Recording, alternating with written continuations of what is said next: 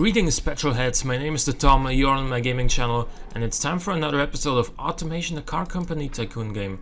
Today I'm gonna be reviewing a car, and it is sent in from James Brown, and he said that at the time he couldn't think of a proper name for the car, and the company name is Scarletto Motors, and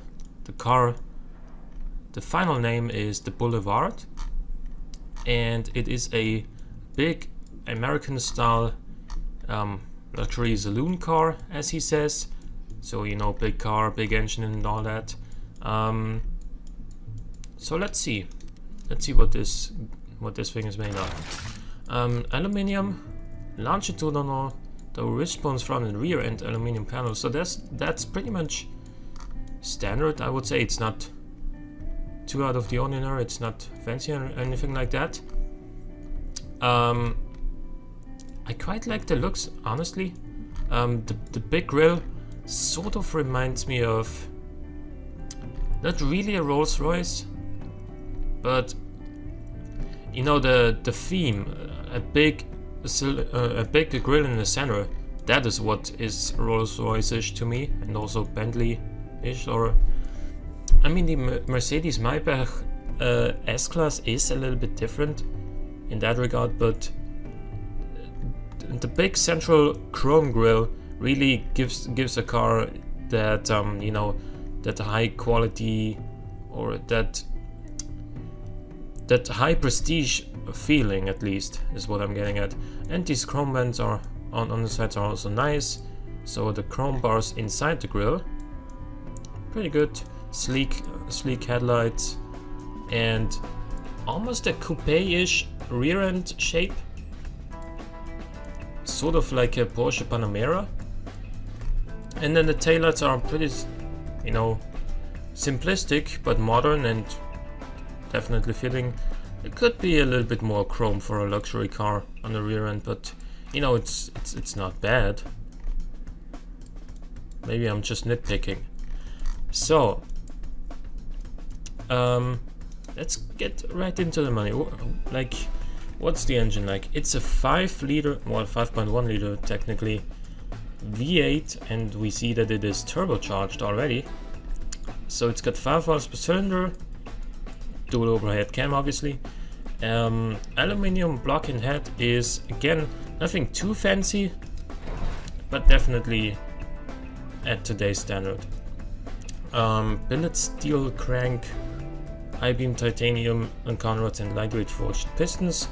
So excuse me, if there's one area where they didn't save money, it's the engine block, the materials. 10.4 compression ratio for a turbocharged engine is actually really good, really high, I should say. I forgot to change back to bars in boost pressure. Cam profile 45 is moderately tuned. EVT on all cams is fine.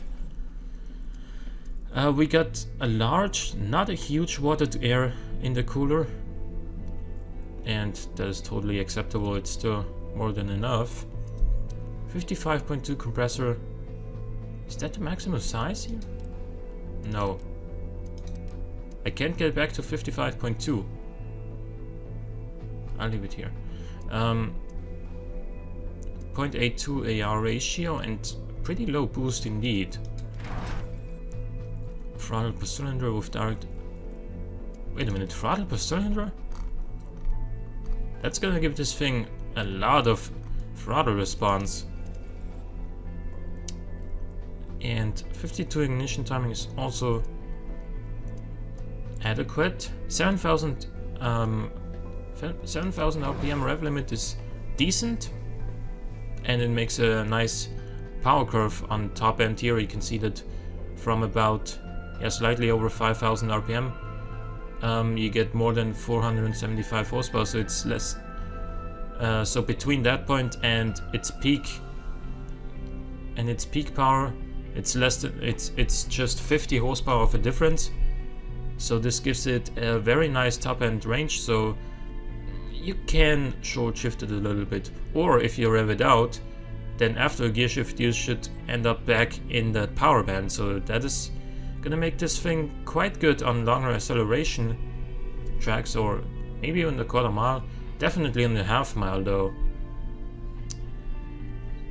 The exhaust diameter is, well, more than enough for this power, but still a little bit restrictive. For some reason it's got reverse flow mufflers to make the engine more quiet. So don't expect, you know, Jaguar F-Type like sound when I start it up now.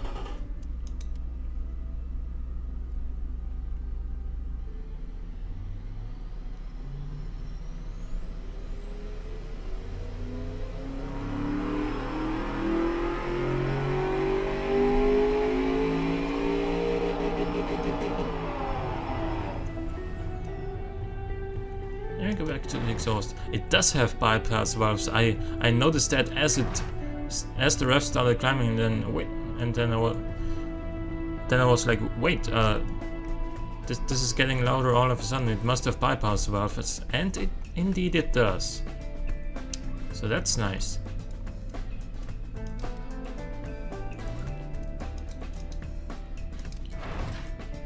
It's got an 8-speed automatic gearbox with just so much overdrive, so that it reaches its top speed in sixth gear. It's got a power distribution of 40 to 60 with a spacing of 50 on the gearbox. That's fine. Electric LSD to put the power down appropriately. And what I forgot to mention is this thing is all-wheel drive. And the sports compound road tires are pretty much standard on luxury cars anyway, because sports tires are just, you know, stickier, they give you more grip. And grip is always good, I would say.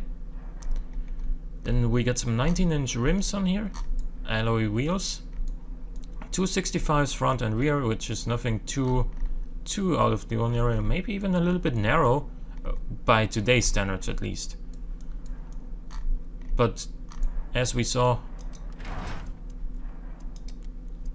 there's no wheel spin at all, so it doesn't matter that there are 265s. It's fine, that's what I'm getting at. Vented discs with 4 pistons front and 2 pistons rear. Very, very large diameter on the front, because I do mention that this car has a lot of its weight over the front axle. And we do have some brake fade. This didn't help.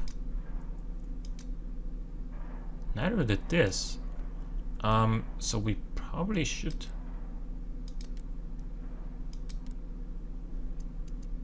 Okay, probably the rear size, yeah. The rear brakes definitely can use some work, but I'm gonna put them down to 50 millimeters where they were. The top speed is pretty good, it seems, 304 kilometers an hour.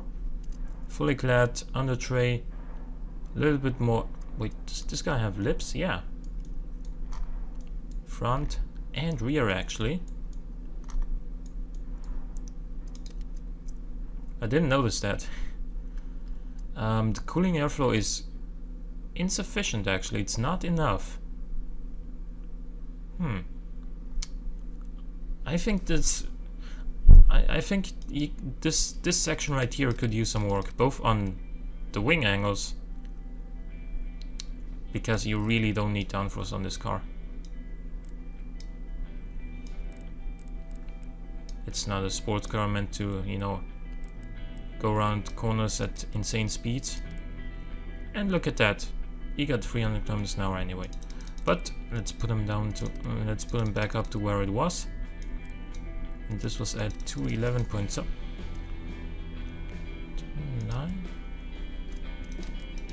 201 is where it was at. So We get 5 seats with luxury interior and entertainment, which is pretty much what you'd expect in this car.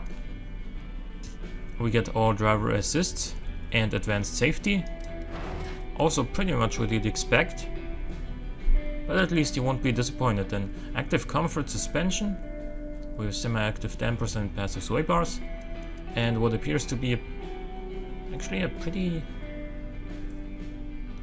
normal setup here, with raised ride height for more comfort, which gives us a total of 52.4 drivability, 40.8 sportiness, which is not bad at all in this class, 61.4 comfort, 50.3 prestige, and 76.6 safety, so this is a very safe car indeed. The fuel economy is irrelevant in this class anyway, and the 0 to 100 time is pretty damn good. What about the quarter mile time?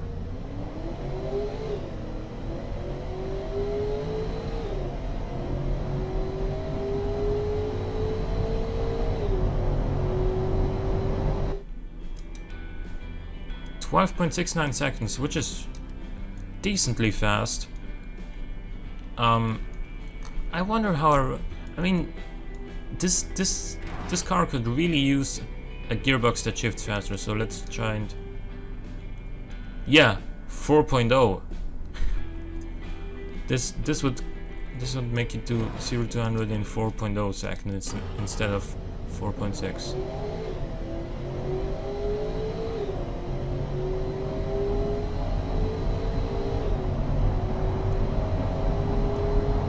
And as a result, it would do the quarter mile in 12.0 instead of 12.7 basically. Yeah, so that would help out a lot, but again, an automatic gearbox is totally fine for a luxury car. It's just, you know, too bad that in this game the automatic transmissions are shifting really, really slowly. And overall, would I recommend this car? Yeah, I would. It seems pretty decently set up. The engine is definitely suitable for a car like this. And it's decently fast, but not obnoxiously so. And it's very comfortable. The suspension looks really nice. It does. Well, there is a little bit of a weird bump here on the front wheels, but I guess I could live with that.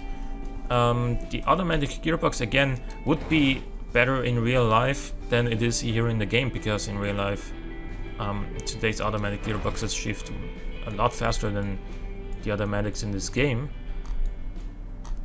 And apart from the brake fade and the aero tuning, I couldn't really find anything I didn't like on this car.